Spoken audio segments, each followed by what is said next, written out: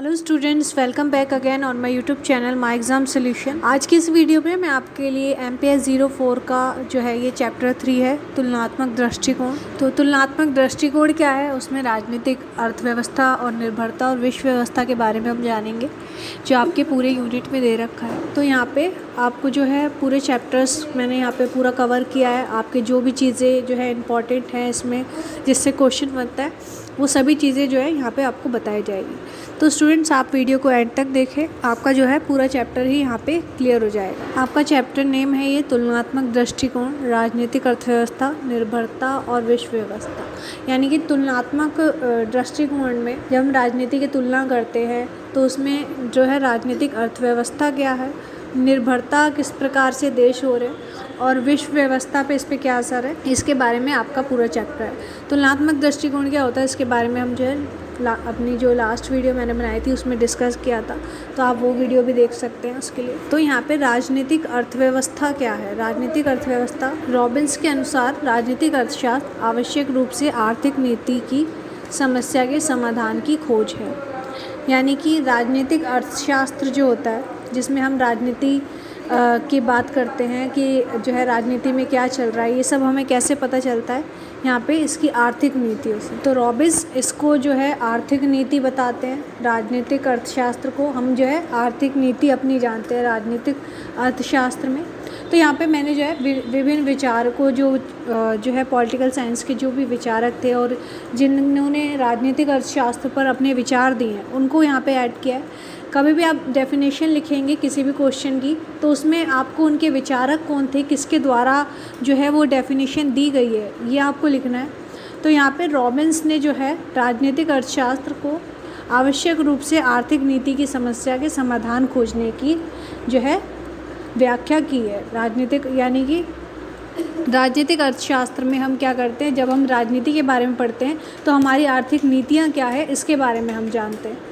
किसी भी देश की आर्थिक नीतियाँ हम जानते हैं ताकि हम उसका जो है राजनीतिक अर्थशास्त्र जो है पढ़कर उसकी आर्थिक नीतियाँ बनाते हैं और कैसे उस देश की जो है नीतियाँ चलाई जाएगी आगे तक, ये भी हम जो है राजनीतिक अर्थशास्त्र पता लगाते हैं। इसके अलावा वेबस्टर ने जो है अपनी इंटरनेशनल डिक्शनरी में वेबस्टर ने जो है राजनीतिक अर्थशास्त्र को डिफ़ाइन किया है। यहाँ पे उनके अनुसार राजनीतिक विज्ञान वह शाखा है जो वस्तु सेवाओं के उत्पादन, वितरण और उपभोग, उनके प्रबंधन से संबंधित कार्यों का अध्ययन करते हैं। यानी कि जो वेबस्टर हैं वो राजनीतिक अर्थशास्त्र को विभिन्न देशों में या फिर लोगों के बीच हम किस तरह से उत्पादन करते हैं या फिर उत्पादन का बंटवारा करते हैं, उसके जो है अंतर्गत उन्होंने जाना है। तो राजनीतिक अर्थशास्त्र क्या है, जब हम जो है उत्पादन के साधन या फिर यानी कि सरकार जो भी जो है लोगों के लिए साधन बना रही है या फिर जो भी नीतियाँ बना रही है, वो किस तरह से समाज में वितरित हो रहा है या बंटवारा हो रहा है उसका, उसके अनुसार हम जानते हैं कि राजनीतिक अर्थशास्त्र क्या है। तो वेबस्टर ने इसने अपनी इंटरनेशनल डिक्शनरी में लिखा था। एडम स्मिथ भी जो है इस पर अपने विचार देते हैं, एक बहुत बड़े विचारक हैं ये।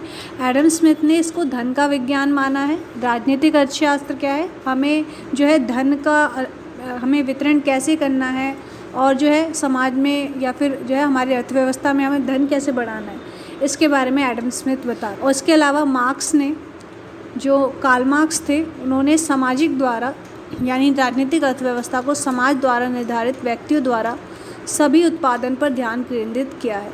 यहाँ पर जो मार्क्सवाद होते हैं वो हमेशा उत्पादन के यानी कि जो भी उत्पादन क्रियाएं होती है उस पर ध्यान देते हैं। तो उन्होंने जो है उत्पादन का बंटवारा हमारे समाज में कैसे करती है और राजनीतिक अर्थशास्त्र जो है हमारे समाज में कैसे उपयोगी है, इसके बारे में बताते हैं। तो पूरे में जो है आपको चैप्टर में इसमें मार्क्स के बारे में अलग से भी दे रखा है कि मार्क्स के इस पर क्या विचार थे, इंपॉर्टेंट है ये, इसके बारे में हम पढ़ेंगे आगे। तो राजनीतिक अर्थशास्त्र यहाँ पे क्या होता है, यहाँ तक हमें समझ में आ गया होगा। और विभिन्न जो है विचारकों ने अपने विचार दिए हैं इसके अंतर्गत। और अगर आप इसकी डेफिनेशन लिखते हैं तो सबसे पहले आपको जो है इनके विचारकों के नाम लिखने हैं कि रॉबिन्स के अनुसार इनकी क्या जो है व्याख्या की गई, वेबस्टर और एडम स्मिथ, कोई भी 4-5 आपको जो है विचारकों के नाम याद रखने हैं यहाँ पे। तो मार्क्सवादी अवधारणा यहाँ पे जो सबसे इम्पोर्टेंट, जो कार्ल मार्क्स ने जो है राजनीतिक अर्थव्यवस्था की, अर्थशास्त्र की जो व्याख्या की है, वो सबसे इम्पोर्टेंट है। तो राजनीतिक अर्थशास्त्र का विज्ञान है जिसमें लोगों के मध्य उत्पादन, वितरण तथा भौतिक चुनावों के उपयोग से संबंधित समाज संबंधों का अध्ययन किया जाता है।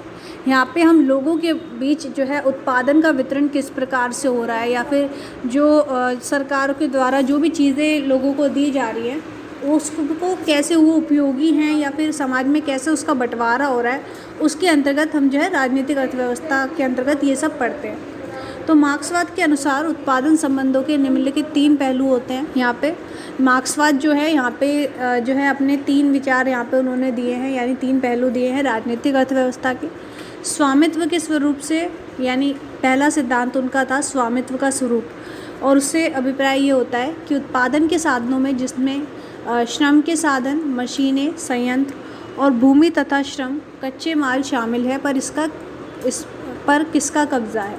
यानी कि जो उत्पादन के साधन होते हैं जिससे हम उत्पादन करते हैं, श्रम के साधन या फिर मशीनें, संयंत्र, इस पर किसका कब्जा है, उसका किसका स्वामित्व है, ये हमारे जो है राजनीतिक अर्थव्यवस्था को बताता है, या फिर जो है हमारे संबंधों को, उत्पादन संबंधों को बताता है। और इसी के साथ उत्पादन के साधनों के साथ स्वामित्व का स्वरूप उत्पादन संबंधों की प्रकृति निर्धारित करता है। यानी कि हमें जो है उत्पादन संबंधों की, अगर हमें किसी का उत्पादन संबंध देखना है या किसी भी व्यक्ति का या किसी भी समाज में, तो सबसे पहले हम वो व्यक्ति जो है क्या स्वामित्व या फिर वो किस समाज में रह रहा है, इससे हम जो है पता लगाते हैं। जैसे कि यहाँ पे इन मानव समाज के इन्होंने जो है यहाँ पे कुछ समाज बताए हैं, जैसे कि आदिम समाज, दास समाज, सामंती समाज और पूंजीवादी समाज। ये सब क्या था, ये उत्पादन के संबंध यहाँ पे जो है मार्क्सवाद बताते हैं। यानी कि जब आदिम समाज था तो व्यक्ति क्या था, बिल्कुल जो है अपने हिसाब से सब जो है रहता था, अब कोई उस पर राज्य का नियंत्रण नहीं था। आदिम समाज में आदि मानव जिसमें होते थे और व्यक्ति क्या है अपने अनुसार ही रहता था, तो यहाँ पे कोई भी दूसरा व्यक्ति का स्वामित्व उसके ऊपर नहीं था। पर फिर जब टाइम बदला थोड़ा तो दास समाज आया। दास समाज में क्या है, यहाँ पे समाज जो है 2 वर्ग में बट गया। तो यहाँ पे तो दास समाज में यहाँ पे समाज जो है 2 वर्ग में फिर बट गया, और यहाँ पे जो है व्यक्ति क्या हो गया, उस पर स्वामित्व हो गया एक दूसरे व्यक्ति द्वारा। यानी कि जो है यहाँ पे ज़मीनें जो है लोगों ने हड़प ली, तो जो लोग उस ज़मीनों पे काम कर रहे थे और जिनकी वो ज़मीनें थी, इन दोनों के बीच जो है वर्ग यहाँ पे बट गया। तो ये वर्ग जो यहाँ पे बटा, तो यहाँ पे जो है उत्पादन संबंध स्थापित हो गए। और इसी तरह फिर सामंती समाज आया, यहाँ पे भी वर्ग देखने को मिला। पूंजीवादी समाज, इसमें जो है पूंजीवाद और श्रमिकों का जो है वर्ग देखने को मिला। समाजवादी समाज, फिर यहाँ पे जो है समाजवादी समाज और उत्पादन के साधनों के स्वामित्व के अनुरूप जो है अनुसार ही वर्गीकृत यहाँ पे किया जाता है। यानी कि जो उत्पादन के साधनों के अनुसार ही, मतलब ये जो जितने भी समाज थे इसमें हम जो है किस प्रकार से लोगों के उत्पादन के जो है संबंध हैं, उत्पादन के संबंध बने, इसके अनुसार हम जो है राजनीतिक अर्थव्यवस्था को देखते हैं। तो मार्क्सवाद ने अपने जो है राजनीतिक अर्थव्यवस्था में विचार दिया है स्वामित्व के स्वरूप। यानी स्वामित्व के स्वरूप से यहाँ पे अभिप्राय है कि व्यक्ति पर किसका स्वामित्व है, उसके अनुसार जो है हम जो है उत्पादन संबंधों को देखते हैं। तो उत्पादन संबंध हम किस में देखते हैं, आदिम समाज में, दास समाज में और सामंती समाज में। ये सब समाज जो है मार्क्सवाद द्वारा इनकी व्याख्या की गई है। इसके अलावा राजनीतिक अर्थशास्त्र के महत्वपूर्ण मुद्दे, यानी कि राजनीतिक अर्थशास्त्र में जो है महत्वपूर्ण मुद्दे क्या हैं यहाँ पे, उसके बारे में हम पढ़ेंगे। राज्य और वर्ग का सिद्धांत, यानी कि जो मार्क्सवाद ने बताया था राज्य और वर्ग जो है 2 यहाँ पे वर्ग बढ़ जाते हैं, और राज्य क्या करता है हमेशा यहाँ पे जो अमीर लोग होते हैं या फिर जो पूंजीवादी हैं उन्हीं का साथ देते हैं। और यहाँ पे इसी अनुसार मतलब मार्क्सवाद के ही जरिए यहाँ पे फिर जो है लेनिन भी अपनी जो है यहाँ पे डेफिनेशन देते हैं। लेनिन के अनुसार राज्य व संघर्ष के साथ समझौता नहीं करता, अपितु ये बताता है कि एक वर्ग को दूसरे वर्ग का दमन करना चाहिए। यहाँ पे लेनिन बताते हैं कि राज्य क्या करता है, ये बताता है कि किसी एक वर्ग को दूसरे वर्ग पे कैसे जो है दमन करना चाहिए। जैसे कि मार्क्सवाद ने यहाँ पे बताया कि समाज जो है 2 वर्गों में बट गया था। आदिम समाज में जो है एक वर्ग था पहले, फिर दास समाज आया। यहाँ पे जो है दास होते थे और एक जो है मालिक होते थे। जो दास होते थे उनका जो है दमन होता था, यहाँ पे उनका जो है यहाँ पे जो है शोषण किया जाता था। जिन भी लोगों की वो स्वामित्व थे या जो भी वहाँ के जो है मालिक थे उनका जो है दमन करते थे। तो लेनिन भी यही बताते हैं कि राज्य क्या करता है यहाँ पे किसी एक वर्ग को दूसरे वर्ग का दमन करना चाहिए, ये हमें राज्य बताता है। और सेना, न्यायालय और जेल राज्य शक्ति के उपकरण हैं तथा बुर्जुआ वर्ग राज्य के उत्पादन पर नियंत्रण करने वाले वक्र का प्रतिनिधित्व करता है। यहाँ पे वर्ग है, यानी कि जो राज्य होता है ये हमें क्या करता है, यहाँ पे लेनिन बताते हैं कि राज्य हमेशा जो है किसी एक वर्ग का दूसरे वर्ग द्वारा कैसे शोषण किया जाता है राज्य में।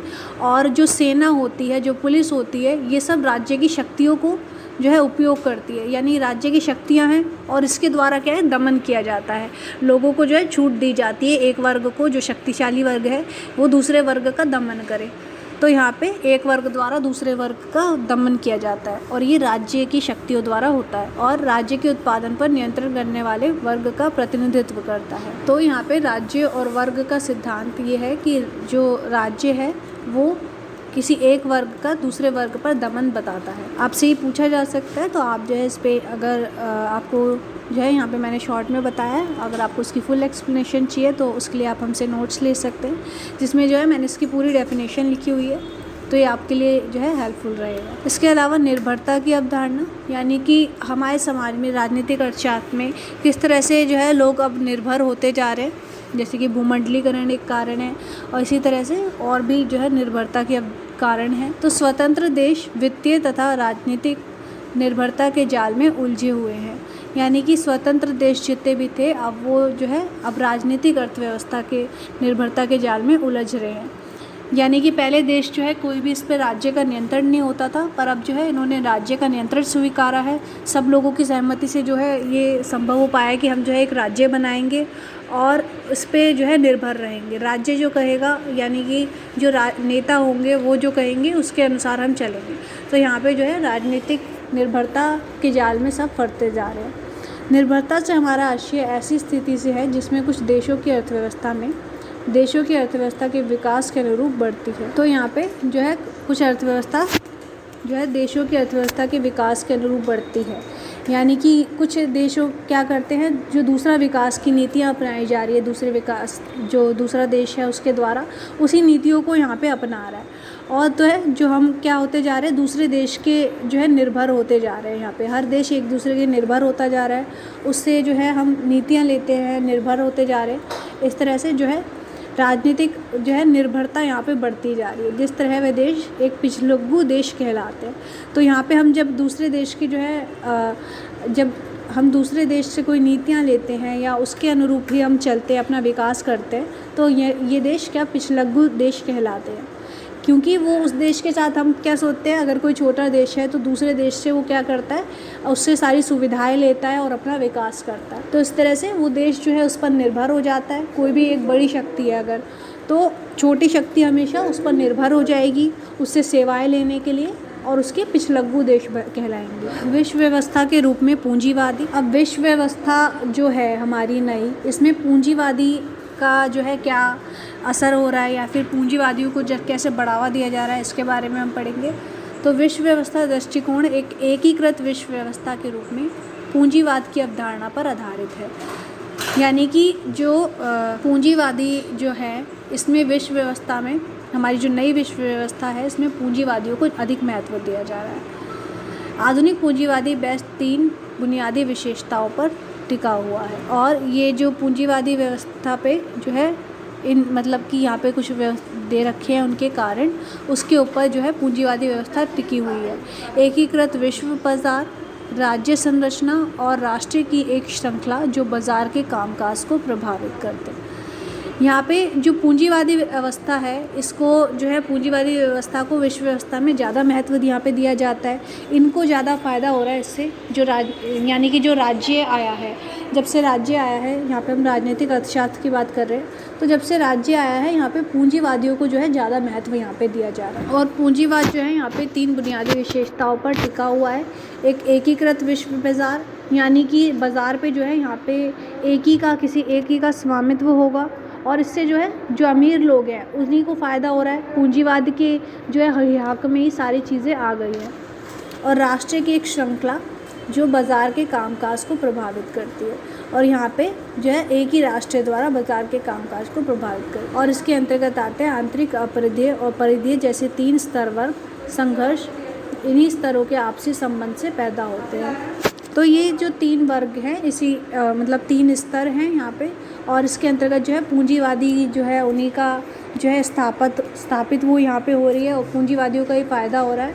और ये 3 वर्ग जो ये 3 स्तर हैं ये वर्ग संघर्ष के कारण हैं। यानी कि अगर हम जैसे है और परिधि का यहाँ पे मतलब है कि देश जो है वो 2 खेमों में बंट रहा है। एक तरफ जो है जो ऐसे देश हैं जो जिनको सिर्फ नुकसान ही होता जा रहा है, या फिर ऐसे लोग हैं जिनको सिर्फ जो है कमियां ही होती जा रही है उनके पैसे में, या फिर उनके जो भी उनके लाभ थे उसमें कमियां होती जा रही है। और एक वर्ग यहाँ पे बढ़ गया है जिसको कि जो है यहाँ पे फ़ायदा होता जा रहा है। तो यहाँ पे जो है वर्ग बढ़ गया है और इससे जो है पूंजीवादियों को ही फ़ायदा हो रहा है। तो पूरी जो राज्य का हमने अस्तित्व पढ़ा है, यानी कि राज्य की जब से स्थापना हुई है तो यहाँ पे पूंजीवादियों को ही अधिक फ़ायदा हो रहा है। किस कारण? वो एकीकृत विश्व बाजार, राज्य संरचना और राज्य की एक श्रृंखला के कारण जो बाजार के कामकाज को प्रभावित करे। तो इस जो राज्य के द्वारा जो पूंजीवादियों को हमेशा बढ़ावा दिया गया है, इसकी आलोचना यहाँ पे की गई है। विश्व व्यवस्था में राष्ट्रीय मध्यम वर्ग के बजाय पूंजीवादी वर्ग को सामने ला दिया है, क्योंकि यहाँ पे जो है राज्य द्वारा पूंजीवादियों को ही बढ़ावा दिया जा रहा है। तो यहाँ पे विश्व व्यवस्था में राष्ट्रीय मध्यम वर्ग के जगह राज्य ने क्या कहा था कि ये मध्यम वर्ग का जो है साथ देगा। और जो है इससे हमने सोचा था, राज्य मतलब इसलिए स्थापित किया गया था कि ये जो भी जिनका शोषण हो रहा है, जो मध्यम वर्ग के लोग हैं, उनको यहाँ पे बढ़ावा दिया जाएगा। पर पूंजीपति वर्ग जो है उन्हीं को यहाँ पे बढ़ावा दिया जा रहा है, उन्हीं को फ़ायदा हो रहा है। इससे एकीकृत जो है बाजार अर्थव्यवस्था जब से करी है तो इससे पूंजीवादियों को ही सारा फ़ायदा हो रहा है। तो यहाँ पे जो है विश्व व्यवस्था की आलोचना की गई है। राष्ट्रीय बुर्जा वर्ग भी शक्तिशाली धनी राष्ट्रीय सहयोगी करते हैं, यानी कि जो बुर्जा वर्ग होते हैं वो भी जो है धनी राष्ट्र हैं, जो शक्तिशाली है, उन्हीं को सिर्फ फ़ायदा पहुंचाने की बात करते हैं। यहाँ पे एक तरफ धन और संपत्ति की चकाचौंध है तो दूसरी तरफ निर्धनता का बोलबाला, क्योंकि यहाँ पे समाज जो है पूंजीवादी और श्रमिक वर्ग में बढ़ जाता है। तो यहाँ पे जो पूंजीपति है वो संपत्ति की चकाचौंध उन्हें कहा गया है, यानी कि उनके पास ज़्यादा संपत्ति इकट्ठा होती जा रही है, उनका फ़ायदा होता जा रहा है। और दूसरी तरफ कौन है? निर्धन लोग, जो कि श्रमिक लोग हैं, जिनका शोषण यहाँ पे पूंजीवादियों के द्वारा होता जा रहा है। तो ये लोग क्या करते हैं, यहाँ पे समाज को 2 वर्ग में यहाँ पे बट गया है, और पूंजीवादी जो है उनका ही फ़ायदा यहाँ पे होता जा रहा है। तो विश्व व्यवस्था ने हमारे जो पूंजीवादी वर्ग है उसी पर अधिक ध्यान दिया। ये क्वेश्चन आपसे स्टूडेंट्स पूछा जा सकता है, तो आप इसके जो है यहाँ पे हमसे नोट्स ले सकते हैं। इसमें मैंने वही चीज़ें ऐड करी है, मतलब जो आपको इंपॉर्टेंट क्वेश्चन जिस पे बनेंगे, एक क्वेश्चन का आंसर यहाँ पे देने का आपको जो है मैंने कोशिश करी है। तो स्टूडेंट यहाँ तक अगर आपको हमारा वीडियो पसंद आया हो, आपको जो है अच्छा लगा हो, तो प्लीज़ आप वीडियो को लाइक करें, और कमेंट में आप जो है हमें इसके अगर आपको क्वेश्चन चाहिए या आपको नोट्स चाहिए या कोई अदर टॉपिक पे अगर आप वीडियो चाहते हैं तो आप हमें बता सकते हैं। स्टूडेंट यहाँ पे आपको व्हाट्सअप नंबर दिया हुआ है, इस पर DM करके ही आप जो है हमसे नोट्स ले सकते हैं। तो thank you so much students video को एंड तक देखने के लिए।